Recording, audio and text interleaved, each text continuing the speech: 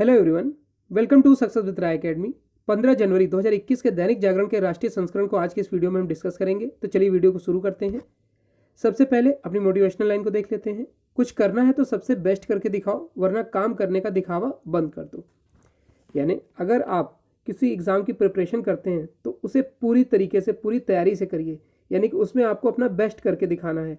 जब तक आप बेस्ट करने की कोशिश नहीं करेंगे, आप उस पर्टिकुलर सब्जेक्ट को या फिर एग्ज़ाम को, पोस्ट को आप 100% कभी नहीं दे पाएंगे।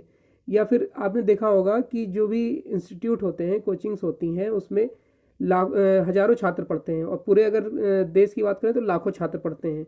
लेकिन सिलेक्शन जो होता है वो हज़ारों की संख्या में होता है या फिर सैकड़ों की संख्या में होता है। यानी कि अब ये कुछ असफलता के कारण हो सकते हैं कि उन्होंने कोई कमी रह गई हो, लेकिन कुछ विद्यार्थी ऐसे होते हैं जो सिर्फ दिखावा करते हैं।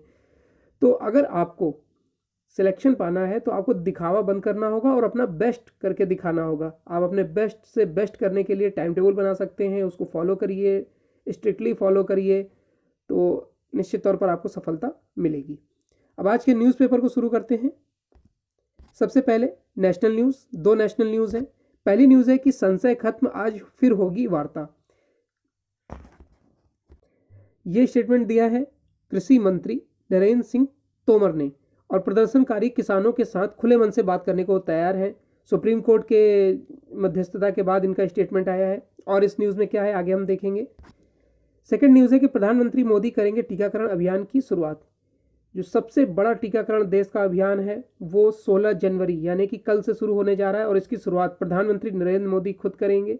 इसमें स्वास्थ्य कर्मियों को सबसे पहले टीकाकरण किया जा रहा है। और इस न्यूज़ में क्या है आगे हम देखेंगे। तो चलिए पहली न्यूज़ से शुरू करते हैं। संशय खत्म, आज फिर होगी वार्ता। सुप्रीम कोर्ट ने जिस तरीके से इस पूरे कानून में दखल दिया है, किसानों के हित के लिए अपने आप को आगे किया है, जबकि सुप्रीम कोर्ट का ये कार्य नहीं है। सुप्रीम कोर्ट का कार्य जजमेंट देना है। अगर उनके पास कोई केस आता है तो वो जजमेंट देते हैं, ना कि किसी वार्ता में बीच में आने की कोशिश करते हैं। लेकिन पहली बार ऐसा हुआ है कि सुप्रीम कोर्ट खुद आगे आया है और उसने कहा है कि हम इसमें मध्यस्थता करने के लिए तैयार हैं। और उन्होंने, सुप्रीम कोर्ट ने एक तरीके से सरकार की ही निंदा करी थी कि वो अड़ियल रवैया अपनाए हुए हैं, वो किसान के हितों की बात नहीं कर रहे हैं। उसके बाद भी किसानों ने सुप्रीम कोर्ट पर ही उंगलियां उठाई। उन जो समिति बनाई गई थी उस पर उनके मतभेद थे। वे उस समिति में कुछ लोगों को नहीं चाहते थे। उनका कहना था कि वो कृषि आंदोलन के विरुद्ध हैं, के साथ हैं। ऐसे कुछ स्टेटमेंट आए थे किसान संगठन नेताओं के। और इस न्यूज़ में क्या है कि कृषि सुधार कानून पर आंदोलनकारी किसानों के साथ शुक्रवार को सरकार पूर्व निर्धारित बैठक करेगी। यह बैठक ऐसे समय हो रही है जब सुप्रीम कोर्ट ने गतिरोध को तोड़ने के लिए विशेषज्ञ समिति का गठन कर दिया है। पूर्व निर्धारित नवे दौर की वार्ता को लेकर असमंजस की स्थिति बनी हुई थी। हालांकि केंद्रीय कृषि मंत्री नरेंद्र तोमर ने गुरुवार को बताया कि बैठक होगी जिसमें सकारात्मक नतीजे की पूरी उम्मीद है। तोमर ने पत्रकारों से अनौपचारिक बातचीत में कहा कि सरकार खुले मन से बैठक में शामिल होगी और किसानों की आशंकाओं को दूर करेगी। स्थिति को स्पष्ट करते हुए तोमर ने कहा कि शुक्रवार को दोपहर 12 बजे बैठक होगी। नेक्स्ट न्यूज़ है कि प्रधानमंत्री मोदी करेंगे टीकाकरण अभियान की शुरुआत। कोरोना की रोकथाम के लिए शनिवार 16 जनवरी से देश में शुरू होने जा रहे टीकाकरण अभियान का उद्घाटन प्रधानमंत्री नरेंद्र मोदी करेंगे। सभी राज्यों और केंद्र शासित प्रदेशों के साथ शुरू होने वाले अभियान के लिए दोनों वैक्सीन देश भर में पहुंचा दी गई हैं। पीएम कार्यालय द्वारा जारी बयान के अनुसार पूरे देश में एक साथ विश्व का सबसे बड़ा टीका अभियान जन भागीदारी सिद्धांत पर आधारित अभियान के तहत किया जाएगा। शनिवार को सुबह 10:30 बजे प्रधानमंत्री वीडियो कॉन्फ्रेंसिंग के जरिए अभियान की शुरुआत करेंगे। कुल 3006 केंद्रों पर एक साथ टीकाकरण होगा। एक केंद्र में एक सत्र में लगभग 100 लोगों को ही टीका लगाया जाएगा। ऐसे कुछ नियम बनाए गए हैं कि आप एक सेंटर पर सिर्फ 100 लोगों को ही टीका लगाया जाएगा और ऐसे 3006 सेंटर बनाए गए हैं।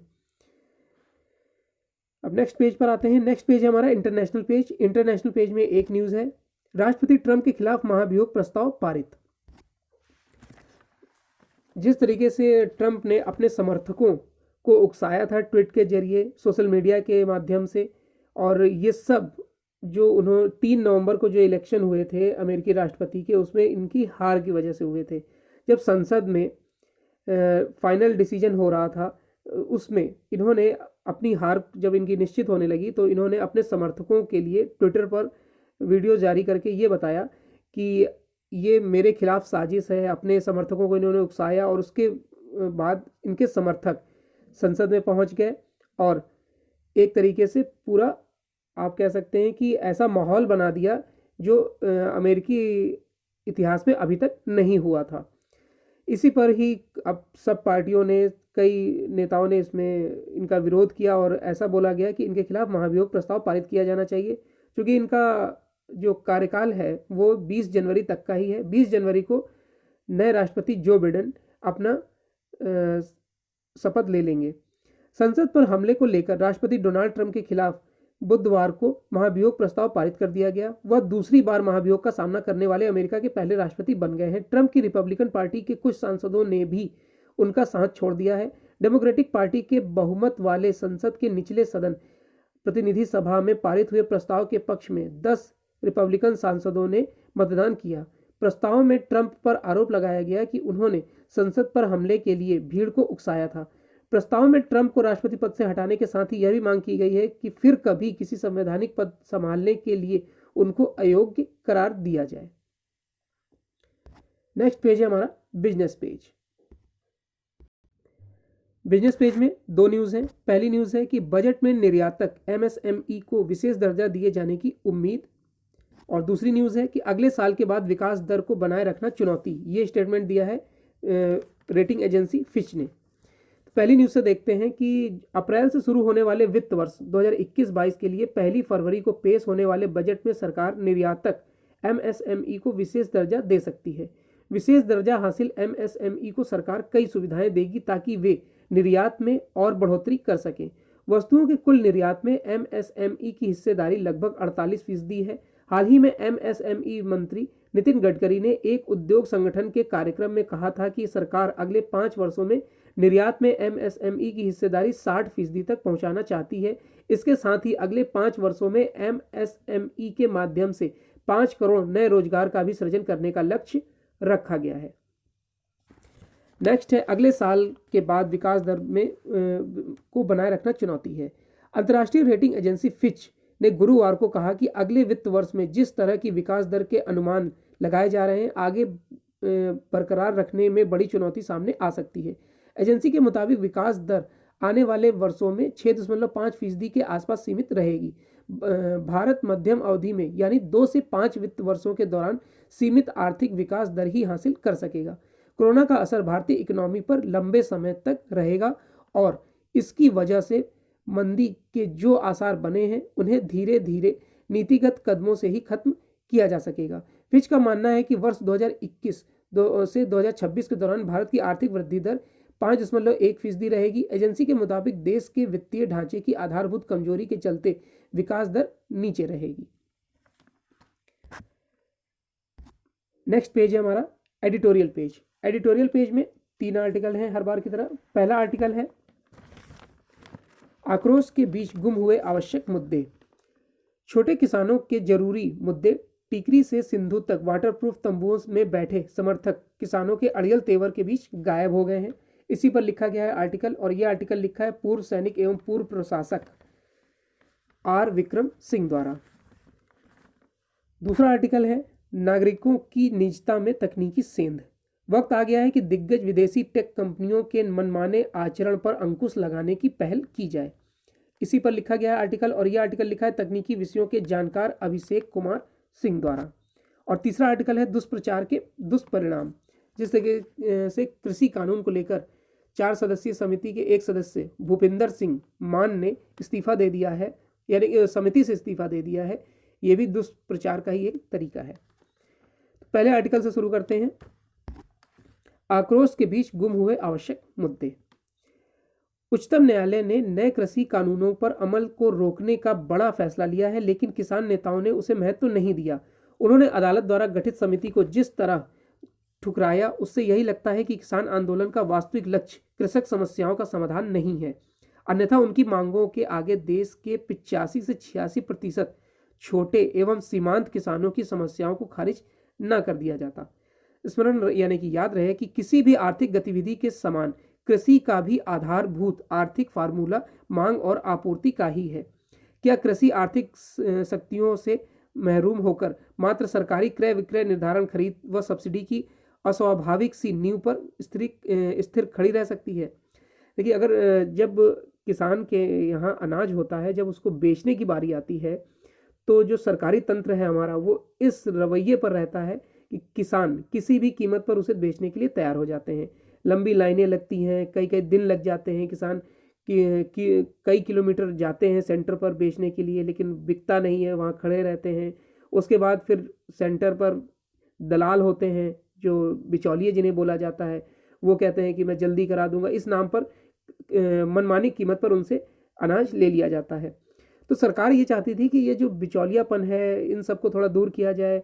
अगर प्राइवेट सेक्टर इसमें आना चाहता है, जो किसानों के घरों से ही अनाज सीधे ले ले, तो इसमें किसानों को सुविधा होगी, वो मंडियों पर आने की परेशानी उन्हें ना हो, वो घर से ही अनाज बेचें और उचित मूल्य मिले। तो लेकिन जो किसानों की जो संशय है, वो जो परेशानी है, वो ये कहना चाहते हैं कि अगर इसमें प्राइवेट सेक्टर आता है तो जो सरकारी मंडियां हैं वो पूरी तरीके से समाप्त हो जाएंगी और पूरा किसान वर्ग जो है वो इन प्राइवेट सेक्टर वाले लोगों की तरफ मुड़ जाएगा। उसके बाद क्या होगा कि ये अपनी मनमानी करने लगेंगे, जो कहीं ना कहीं किसानों के हित में नहीं है।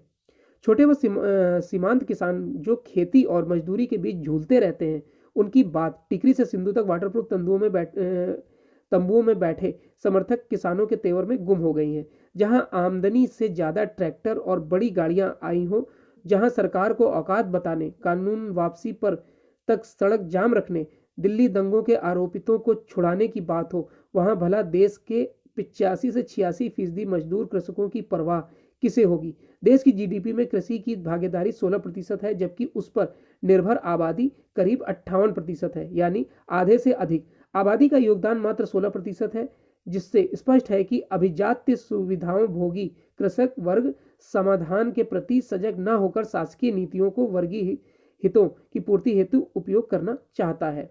अब यह परिवर्तन तो छोटे एवं सीमांत किसानों को ही लाना है। सरकार चाहे तो खेत में घर बनाने की योजना पर छूट अनुदान का प्रबंध कर सकती है। अपने खेत पर घर बनाना एक गुणात्मक परिवर्तन होगा, जिसमें छोटे किसानों का जीवन बदलने की क्षमता है। बड़े किसानों को भले ही अपने हितों के लिए राजनीति करनी हो, लेकिन सीमांत किसानों को अपने सीमित संसाधनों का बेहतर उपयोग कर अपनी जिंदगी बदलनी है। हमें अवसरों की और नए विकल्पों की तलाश है। यही विकल्प हमें आत्मनिर्भरता की ओर ले जाते हैं। नेक्स्ट आर्टिकल है नागरिकों की निजता में तकनीकी सेंध। लोकप्रिय मैसेजिंग ऐप व्हाट्सएप की हालिया घोषणा के मुताबिक यूरोपीय क्षेत्र के बाहर रहने वाले उनके उपभोक्ताओं को 8 फरवरी तक इसके आय अपडेट को मंजूर करना होगा, अन्यथा उन्हें व्हाट्सएप की सेवाएं मिलनी बंद हो जाएंगी। असल में फेसबुक के स्वामित्व वाली कंपनी व्हाट्सएप ने हाल ही में निजता संबंधी अपनी शर्तों और नीतियों में बदलाव किया है, जिसके अनुसार अब वह भारत जैसे देशों में रहने वाले अपने उपयोगकर्ताओं की तमाम निजी जानकारियां जिसे चाहें दे सकेंगी। दरअसल अमेरिका समेत कई यूरोपीय देशों के निजता संबंधी कानून इतने सख्त हैं कि ये टेक कंपनियां चाहकर भी वहां अपनी मनमानी नहीं चला सकती हैं। हालांकि वे सत्ता परिवर्तन का रुख देखते हुए इसकी कोशिशें जरूर करती हैं। असल में अमेरिका, यूरोप और ऑस्ट्रेलिया आदि देशों में बाजार में प्रतिस्पर्धा कायम रखने और नागरिकों की निजता बनाए रखने के सख्त कानून बनाए गए हैं और ज़्यादातर टेक कंपनियों को उन्हीं कानूनों के दायरे में रहना पड़ता है। यदि वे ऐसा नहीं करते हैं तो अव्वल तो उन्हें गूगल के प्ले स्टोर में जगह ही नहीं मिलती, या फिर सरकार उन्हें उनके खिलाफ सख्त कानूनी कार्रवाई कर सकती है। इसकी तुलना भारत से करने पर पता चलता है कि अपने देश में इन बाहरी टेक कंपनियों ने जो सर्वर लगाए हैं उनका इस्तेमाल कुछ देशों के लिए जासूसी के तौर पर किया जाता रहा है। बताया गया है कि गूगल पर खोजी और डाली जाने वाली हर जानकारी अमेरिका स्थित सर्वरों से होकर गुजरती है। इसलिए अमेरिका यदि कोई सूचना खंगालना चाहे तो वह गूगल पर लगाए गए अपने फिल्टर के जरिए ऐसा आसानी से कर सकते हैं। वक्त आ गया है कि विदेशी टेक कंपनियों के मनमाने आचरण पर अंकुश लगाया जाए और सुनिश्चित किया जाए कि चाहे वो चीनी ऐप्स हों या फिर ट्विटर, फेसबुक आदि कंपनियां, उन्हें पहले भारतीय यूजर्स के हितों और भारत के कानून का ख्याल रखना होगा। नेक्स्ट है दुष्प्रचार के दुष्परिणाम। कृषि कानून को लेकर सुप्रीम कोर्ट की ओर से गठित 4 सदस्यीय समिति के एक सदस्य भूपिंदर सिंह मान ने जिस तरह यह कहते हुए समिति से अपना इस्तीफा दे दिया है कि वह देश के किसानों और पंजाब के हितों के साथ समझौता नहीं कर सकते। उससे यही साफ हुआ है कि वह उस दबाव का सामना नहीं कर सके जो उन पर बनाया जाने लगा था। ना तो इसकी अनदेखी की जा सकती है कि सुप्रीम कोर्ट की समिति ने उनके नाम की घोषणा होते ही उनके संगठन ने किस तरह उनसे संबंध तोड़ने और उनका बहिष्कार करने की घोषणा की थी, और न ही इसकी कि उन्होंने अपने कदम पीछे खींचने का कारण बयान करने वाली चिट्ठी में पंजाब का खास तौर पर उल्लेख किया। उनका इस समिति से हटने का फैसला यही बता रहा है कि वह उस उग्र माहौल का सामना करने के लिए तैयार नहीं जो पंजाब में कृषि कानून को लेकर बना दिया गया है। यह एक तथ्य है कि किसान आंदोलन मुख्यतः पंजाब के किसानों का आंदोलन बनकर रह गया है। इस आंदोलन में पंजाब के किसानों की अधिकता ही एक बड़ी वजह खुद वहां की सरकार की ओर से उन्हें उकसाया जाना है। तो ये एडिटोरियल पेज के 3 आर्टिकल थे। अब नेक्स्ट पेज पर आते हैं, स्पोर्ट्स पेज। स्पोर्ट्स पेज में एक न्यूज़ है और वो न्यूज़ है कांटों भरी सफर पर इतिहास रचने का मौका।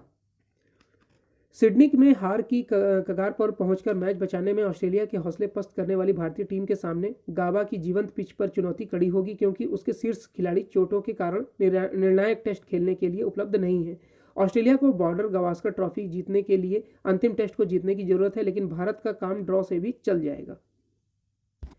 तो ये आज का यानी 15 जनवरी 2021 का दैनिक जागरण का राष्ट्रीय संस्करण था। आई होप आपको वीडियो अच्छा लगा होगा। अगर आपको वीडियो अच्छा लगा हो तो लाइक और शेयर कर दीजिएगा। वीडियो देखने के लिए धन्यवाद।